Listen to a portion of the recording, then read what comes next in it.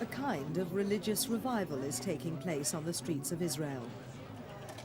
These days, it isn't just the chic clothing stores, trendy nightclubs and cafes of the main cities which are attracting the country's young people.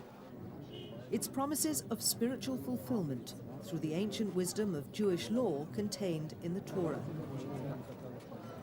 The present young generation is the first to reap the fruits of Israel's economic success. But Orthodox Jews say that today's young people are suffering from spiritual emptiness. They blame the Zionist establishment for creating a country of secular Israelis rather than a Jewish nation. And they feel this makes the country weak. We have that vacuum, that spiritual vacuum. We're not turning to ourselves, turning to our roots. Every Friday, Rabbi Gelenski and the Chabad information table is part of the Jerusalem Schenken street scene. The rabbi believes that when male passers-by are persuaded to perform just one sacred act or mitzvah, they're taking the first steps towards becoming practicing Jews.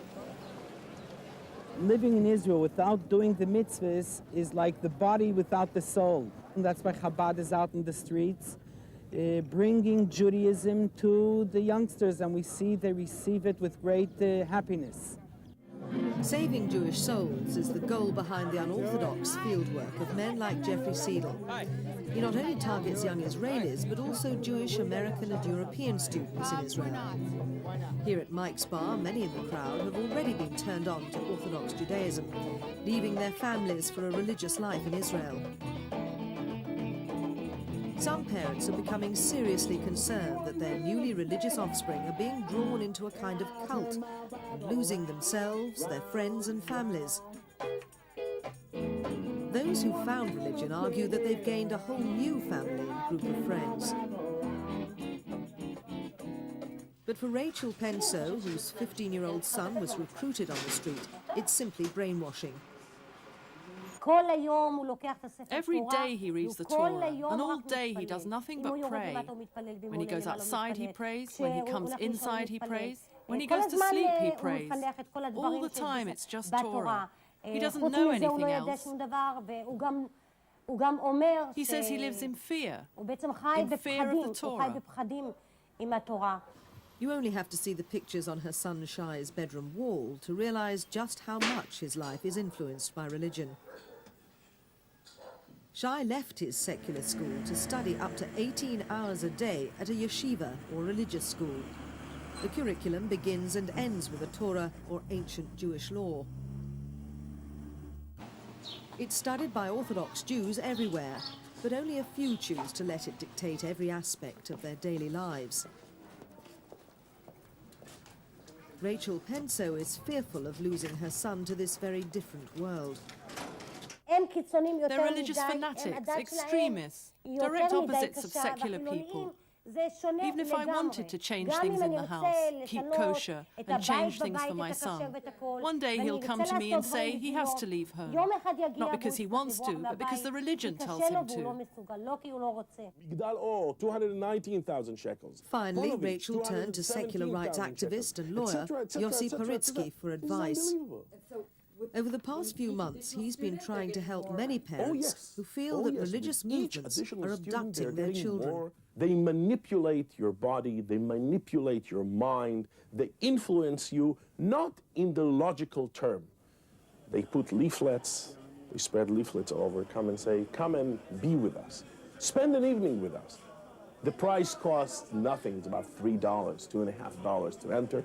You have food, you have drinks.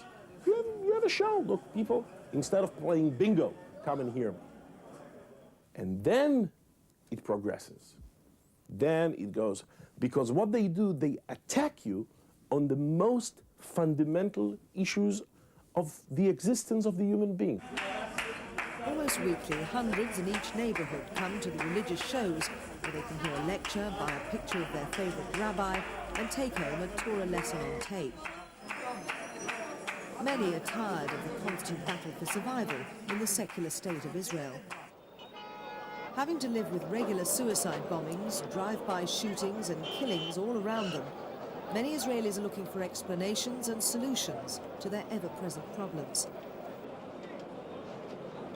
These young men in the yeshiva study the Jewish holy books to find answers to today's questions. They believe that the key to understanding both ancient and modern history can be found in its stories. Many religious leaders say that disasters like the recent death of 73 Israeli soldiers in a helicopter crash are warnings from God. Maybe there's something that we're doing wrong. Maybe the education we're giving our youth is wrong and on the wrong side. Maybe the way we are behaving is not the best that we should have been. And all this should bring us to return to be closer to our way of life, to a Jewish way of life. But many others feel that it isn't just religious fervor that's behind the Chozah B'Tuva, or Return to Truth movement, it's power. Most of the yeshivas are affiliated to a religious political party, and new students mean votes.